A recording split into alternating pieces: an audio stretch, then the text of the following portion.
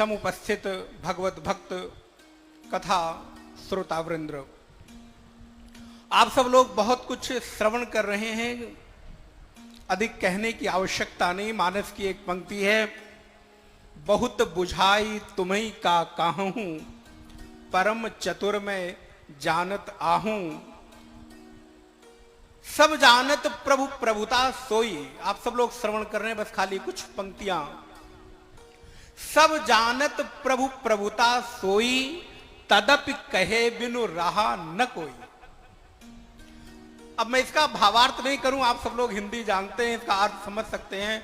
बस केवल इतना जानिए, भगवान राम नाम के पर मर्यादा पुरुषोत्तम भगवान श्री राम के दिव्य चरित्र का प्रभाव इतना है, जिसने भी आज तक जितना जाना उतना कहे बिना आज तक रह न सका, और जिसने जाना उसने कहा। यही राम कथा की सार्थकता है। आप जितना जानते जाओ उतना कहते चले जाओ। सब जानत प्रभु प्रभुता सोई। कौन नहीं जानता आदौ राम तपो वनादि गमनम इत्यादि। लेकिन उसके बाद भी राम नाम की महिमा क्या है, कहते जाओ, सुनते जाओ। फिर भी राम कथा जे सुनत अघाई, रस विशेष जाना तिन्ह नाई। आज तो अवसर है, हमारे प्रभु श्री का प्राकट्य अवसर है। भगवान आते क्यों हैं, उनके आने की सार्थकता क्या है?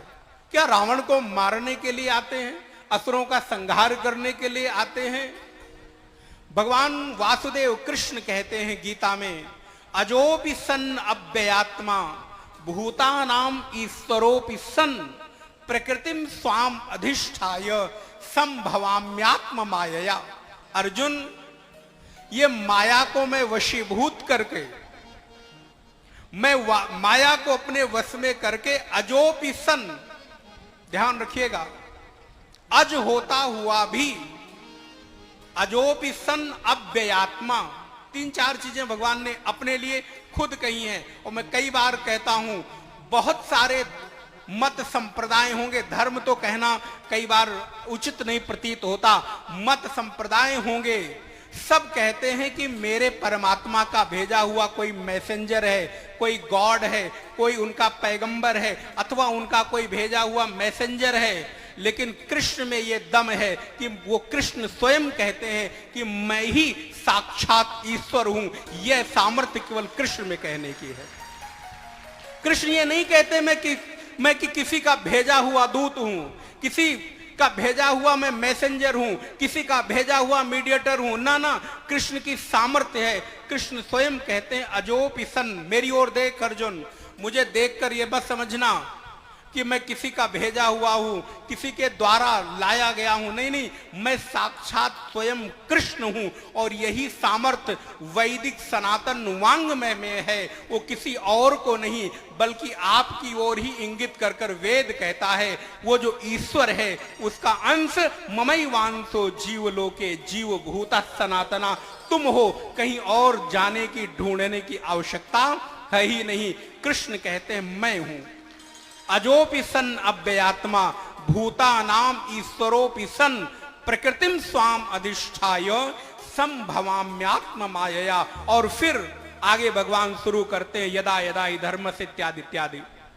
तो भगवान के आने का, राम जन्म के हेतु अनेका, भगवान का तो आने का, अवतार का अनेक हेतु है। लेकिन भगवान का एक जो हेतु है वो है प्रकृति में अभयता प्रदान करना।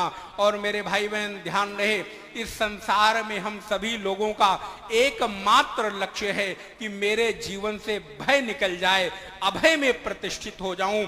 इसी के लिए तो मैं दुनिया के सारे भोग संसाधन इकट्ठा करता हूं, बैंक बैलेंस इकट्ठा करता हूं, घर द्वार मकान फैक्ट्री बनाता हूं। क्यों? क्योंकि मेरा बुढ़ापा, मेरे बुढ़ापे में भय न रहे।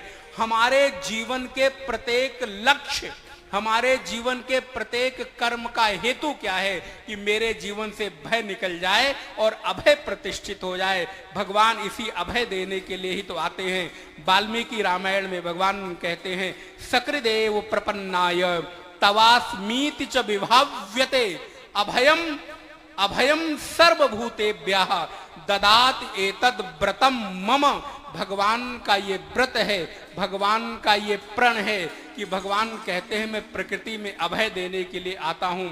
और मेरे भाई बहन ध्यान रहे, भगवान जो कहते हैं वो करते हैं, भगवान जो एक बार कहते हैं उसको पूरा करते हैं, इसीलिए तो वो राम हैं।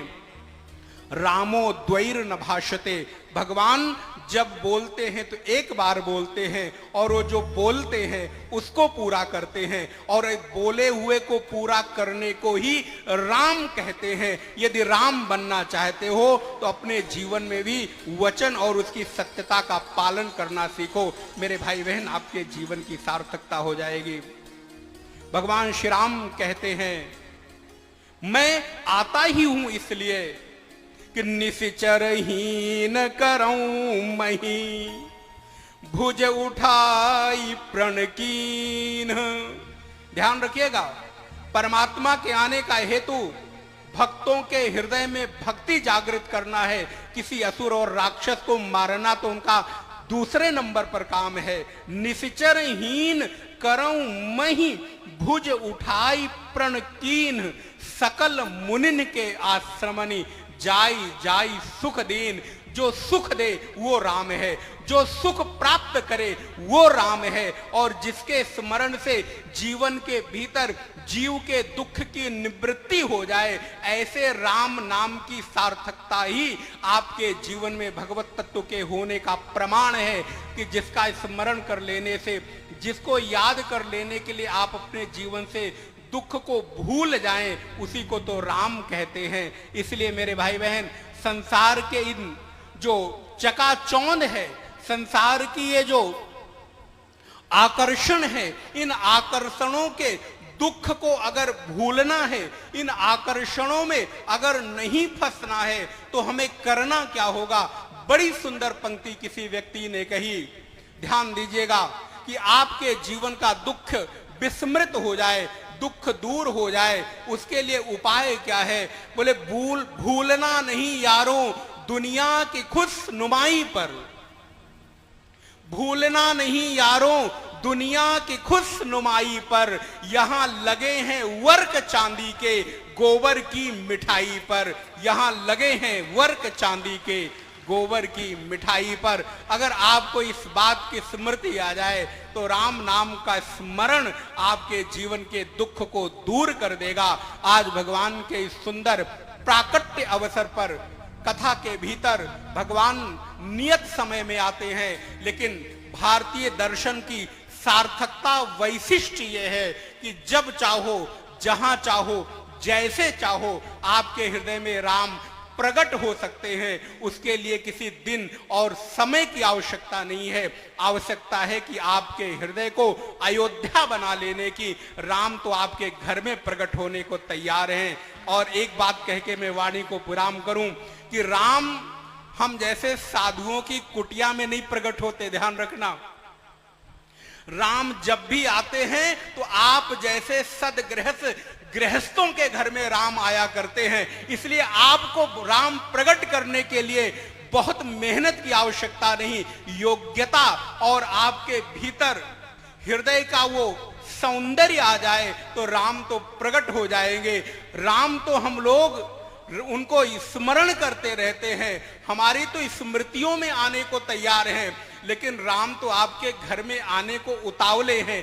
आप दशरथ और कौशल्या बनने को तैयार हो, राम तो आपके घर के आंगन में खेलेंगे। मेरे भाई बहन, ये है भारतीय दर्शन का वैशिष्ट्य। आज भगवान के अवतरण का सुंदर दिवस है। भगवान आपके जीवन में सुख, शांति, समृद्धि, आनंद और भक्ति का उल्लास भरे।